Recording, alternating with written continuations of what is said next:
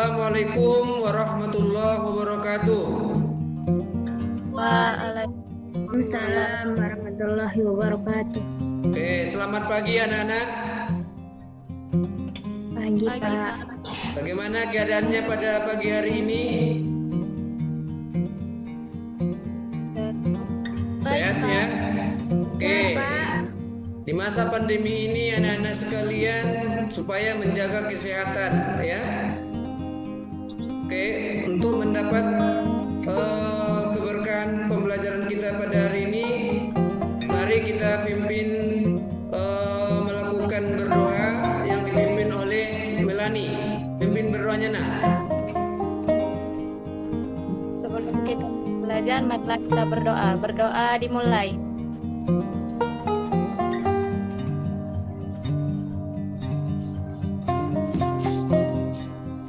Berdoa. Oke ya. Pada minggu yang lewat ya, kita sudah belajar mengenai apa? Minggu yang lewat mengenai sistem peredaran darah ya. Ada yang masih ingat apa fungsi darah?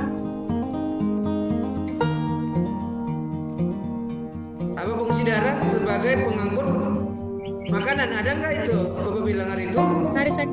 Iya. Ada, Pak. Nah, jadi makanan itu pada pertemuan hari ini, inilah materi kita, yaitu mengenai makanan. Makanya tadi di awal sudah Bapak tanya kalian apa fungsi darah, karena darah itu mengangkut makanan ya. Oke. Apakah kalian sudah makan hari ini anak-anak? Sudah, Pak. Sudah, Ya, Pak. ya. Jadi, apa saja yang kamu makan? Nasi. Nasi, terus, iya. Kemudian, Sayur, Pak. sayur. Sayur. Ya. Kemudian, mengapa Anda semua perlu makan? Untuk mendapatkan energi, Pak. Untuk mendapatkan energi. Ya, oke. Ada lagi yang lain untuk apa? Kenapa Anda semua makan? Untuk kebutuhan nutrisi tubuh. Kebutuhan nutrisi tubuh ya. Jadi ini di antara anak-anak Bapak, coba satu orang membacakan apa tujuan pembelajaran kita pada hari ini. Coba bacakan.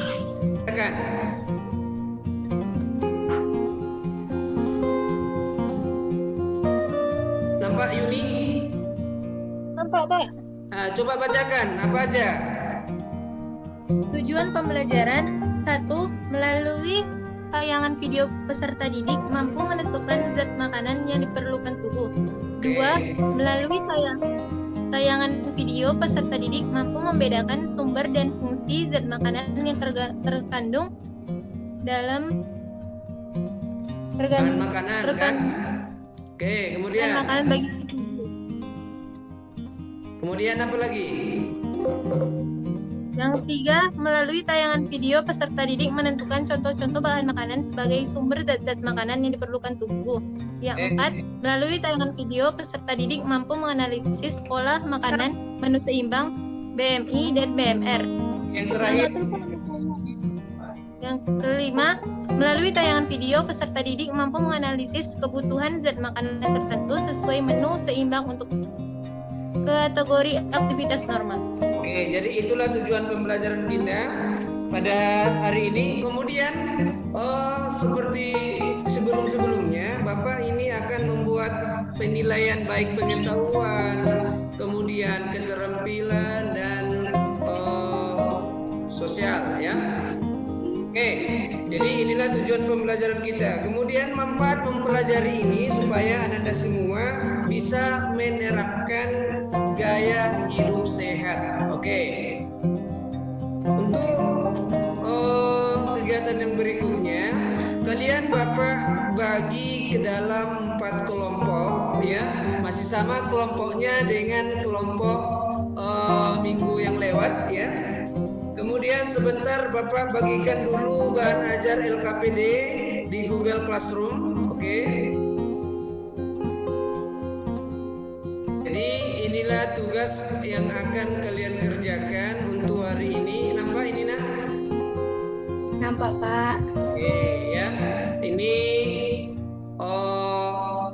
materinya mengenai zat makanan yang diperlukan oleh tubuh. Kemudian nanti ada materinya, kemudian ada tugasnya dan ada LKPD ya. Oke, Bapak pastikan kalian semua sudah bisa menerimanya. Oke. Yuk. Oke, yang berikutnya coba perhatikan dulu slide yang mau Bapak buat ya. Bapak share screen dulu.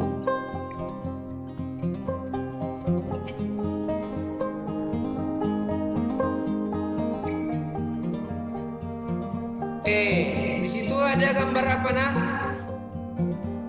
Makan. Makanan, Pak. Tadi Ananda mengatakan sebelum belajar tadi Ananda sudah makan terlebih dahulu ya.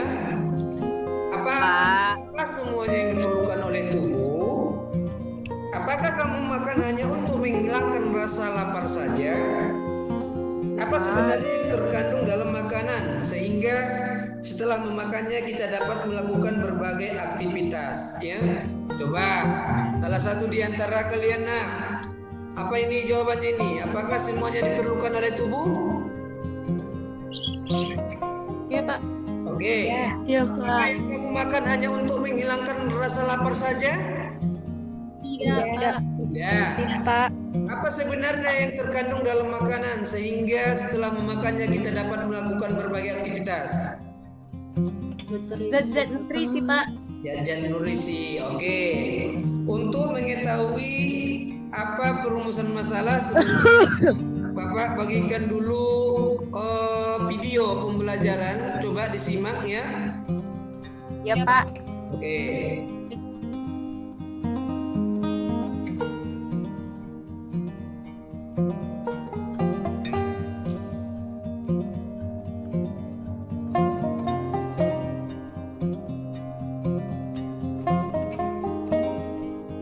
Nah, poin yang pertama yang kalian perlu tahu adalah tentang ilmu gizi.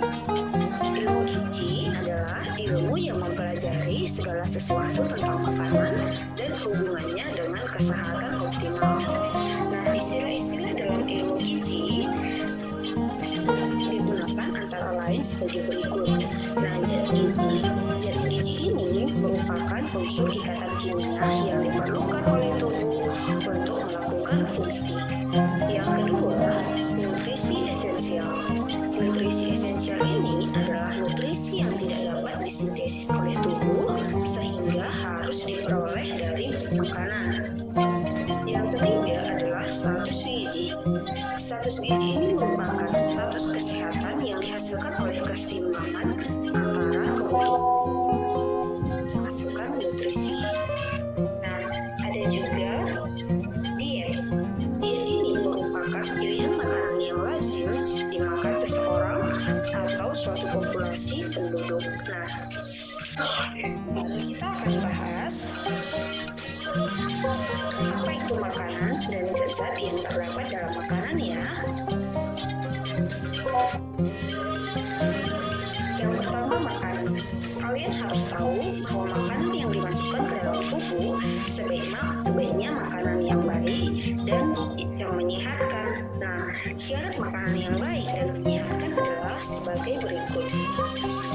Makanan tersebut harus mudah dicerna, kemudian makanannya juga higienis, tidak mengandung bibit penyakit.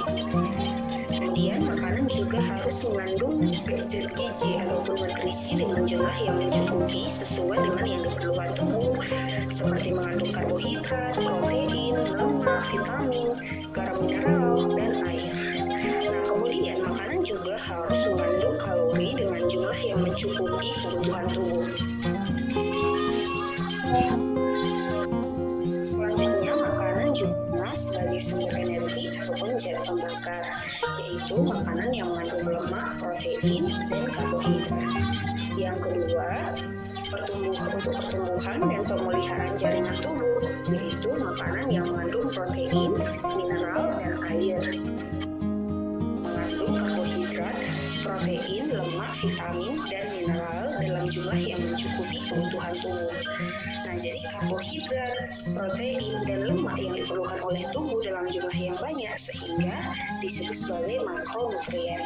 Nah, sementara itu, vitamin dan mineral itu diperlukan oleh tubuh dalam jumlah yang sedikit sehingga disebut sebagai mikronutrien.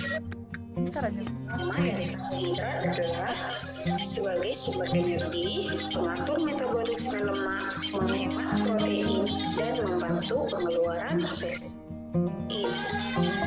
Protein ini tersusun dari atom karbon, hidrogen, oksigen, dan nitrogen. Protein merupakan bagian terbesar tubuh sesudah air, yaitu sebanyak 1/5 dari bagian tubuh. Nah, asam amino atau protein 9 itu dia zat makanan protein. Selanjutnya vitamin. Vitamin adalah zat organik yang umumnya tidak dibentuk oleh tubuh sehingga harus diperoleh dari makanan. Fungsi vitamin ini adalah sebagai koenzim dan biokatalisator. Yang mengatur proses metabolisme, fungsi normal tubuh, dan pertumbuhan. Vitamin selanjutnya adalah mineral. Fungsi dari mineral ini adalah pembangun dan pengatur yang berperan dalam pemeliharaan fungsi tubuh pada tingkat sel, jaringan, organ, dan fungsi tubuh secara keseluruhan. Mineral terdiri atas mineral makro dan mineral mikro. Mineral makro adalah dibutuhkan dalam jumlah banyak, sedangkan mineral mikro dibutuhkan dalam jumlah. Selanjutnya air. Air merupakan penyusun tubuh manusia 55-60% dari berat badan orang dewasa.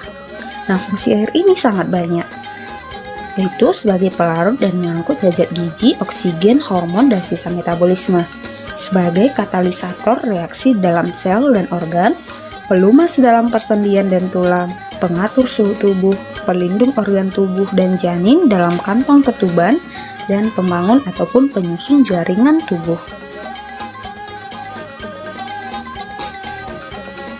Nah, sekarang kita akan bahas zat-zat adiktif pada makanan yang biasa yang dapat menyebabkan penyakit ya. Yang pertama, zat adiktif ini merupakan bahan yang ditambahkan dan dicampurkan pada proses pengolahan makanan.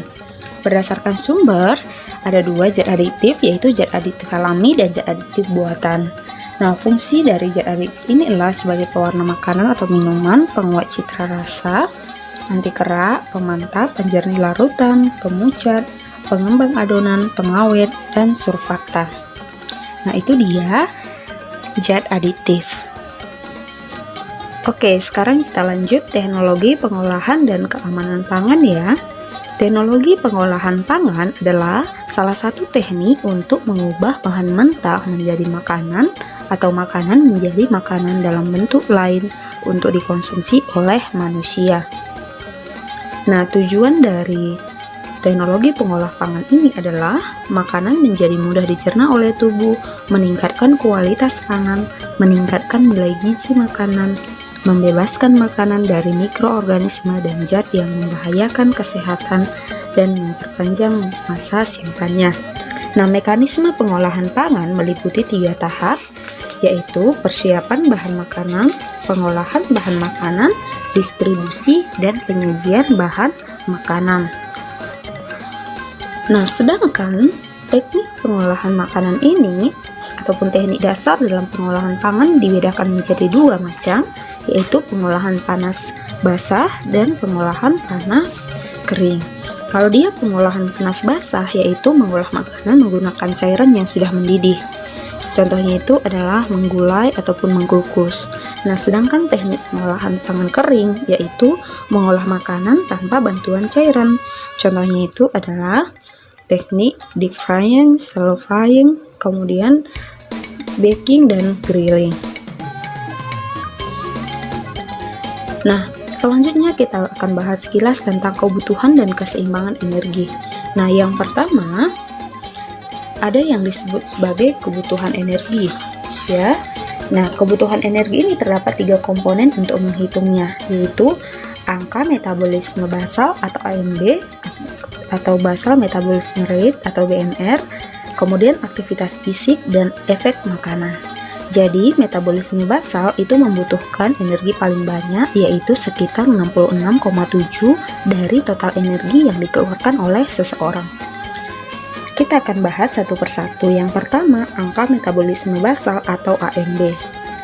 AMB ini adalah kebutuhan minimal energi untuk melakukan proses tubuh yang vital. Nah, jadi proses tubuh vital ini meliputi mempertahankan otot, sistem peredaran darah, pernapasan, metabolisme sel, dan mempertahankan suhu tubuh.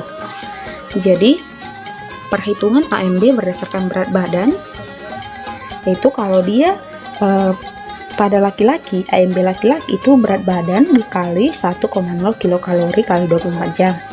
Kemudian, AMB pada wanita berat badan kali 0,9 kilokalori kali 24 jam.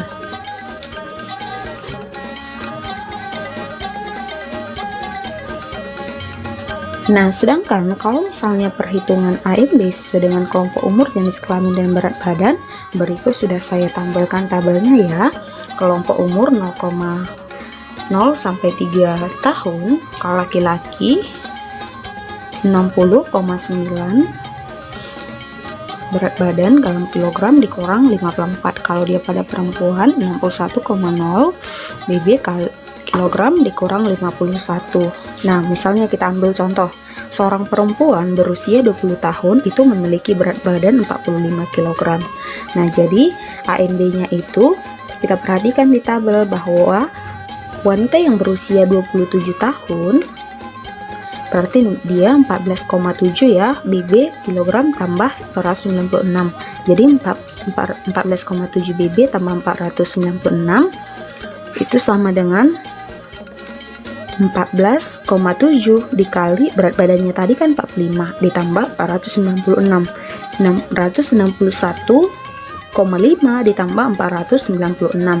Jadi hasilnya itu adalah 1,157,5 kilokalori.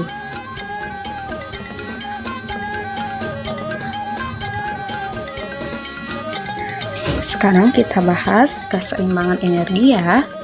Keseimbangan energi seseorang itu dapat dicapai jika makanan yang dikonsumsi dapat menghasilkan energi dalam jumlah yang sama dengan energi yang dikeluarkan. Jadi, keseimbangan energi dapat ditentukan oleh berat badan ideal dan indeks massa tubuh. Nah, yang pertama adalah penentuan berat badan ideal. Penentuan berat badan ideal dengan rumus berat badan ideal sama dengan tinggi badan dalam cm dikurang 100 dikurang 10% tinggi badan kurang 100.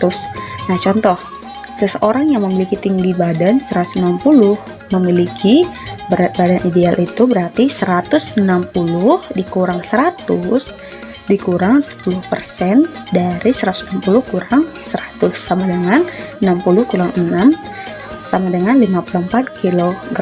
Nah, jadi seorang yang memiliki tinggi badan 160 itu memiliki badan ideal 54 kg. Nah, sekarang kita bahas penentuan indeks massa tubuh atau IMT. Nah, indeks massa tubuh ini ditentukan oleh pengukuran berat badan dan tinggi badan dengan rumus sebagai berikut. IMT sama dengan berat badan dalam kilogram per tinggi badan. Nah, batas ambang indeks massa tubuh di Indonesia.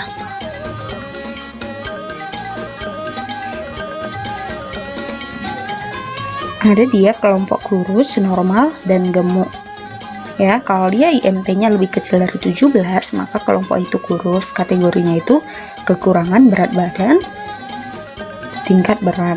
Nah, kalau misalkan nanti kalian mencari batas ambang IMT-nya itu 17,0 sampai 18,5, berarti termasuk kelompok orang yang kurus dan kategorinya itu kekurangan berat badan tinggi ringan. Kalau misalnya IMT-nya itu 18,5 kurang 25,0, kelompok orang normal dan kategori normal. Kalau misalnya IMT-nya di atas 25,0 sampai 27,0, kategori gemuk, kelebihan berat badan tingkat ringan.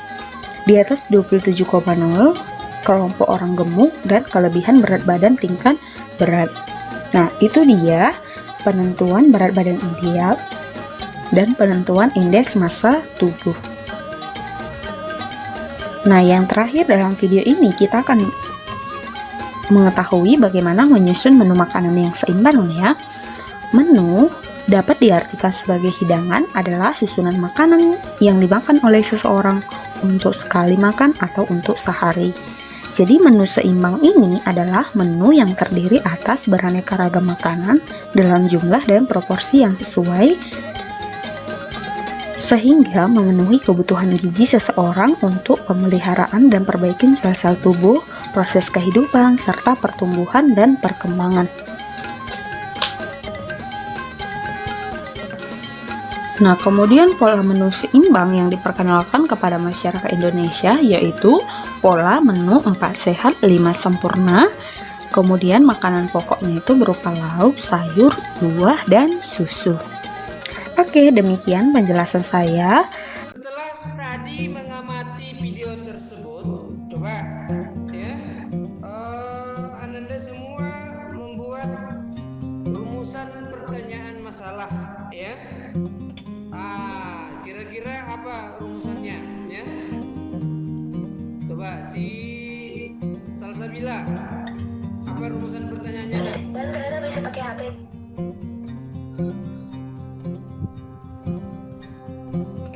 Ya. Apa saja? Oke, sekarang kita sepakati rumusan masalah yang akan kita bahas, yaitu yang pertama adalah apa saja zat makanan yang diperlukan oleh tubuh ya. Kemudian apa fungsi zat makanan, kemudian bagaimana menu sehat dan seimbang, itu tadi kan ada di videonya kan. Dan yang berikutnya apa itu BNP atau R ya. Oke, jadi Anda semua supaya membaca buku yang dikasih oleh sekolah untuk mengumpulkan data informasi ya, bisa ya. Oke, yang berikutnya kita lihat untuk menjawab LKPD ya. Oke, ini kepada anak kami si Ade Jumaleni dari kelompok Ade supaya membacakan hasil diskusi kelompoknya. Coba Ade.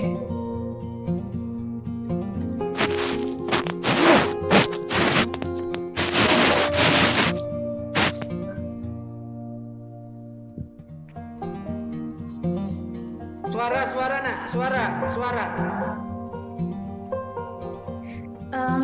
Hasil dari diskusi kami yaitu makanan menjadi bahan utama yang sangat dibutuhkan manusia dan makhluk hidup sebagai sumber energi dan pertumbuhan seluruh organ tubuh serta otak agar dapat beraktivitas dengan baik. Oke, ya. Bagus ya. Dari kelompok yang lain, Salsabila Aprilia.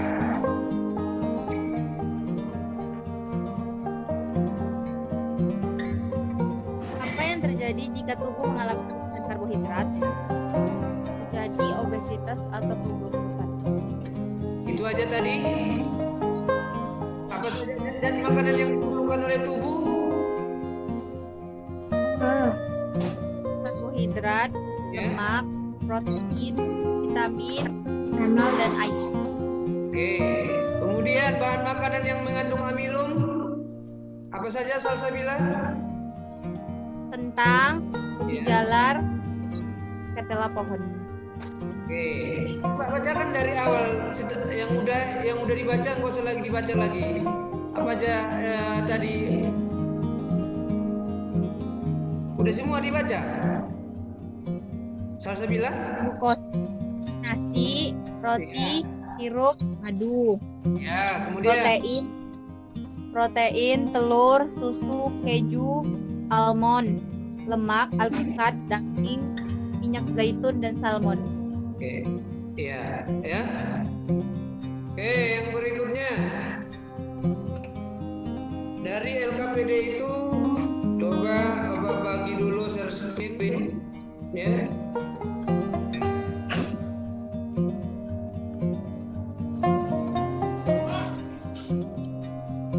Oke, yang berikutnya